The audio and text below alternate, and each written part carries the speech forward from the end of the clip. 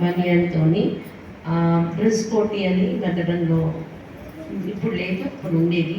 కావాలని సాధారణ రూపంలో ఆయన ఎలా గుర్తిస్తారో చూడాలని బాబా.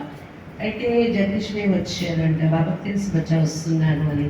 కానీ ఆ రూపంలో కూడా ఈ करके दिन रात सब प्रकार की सेवाएं की, करुणा सेवाएं दीपों की।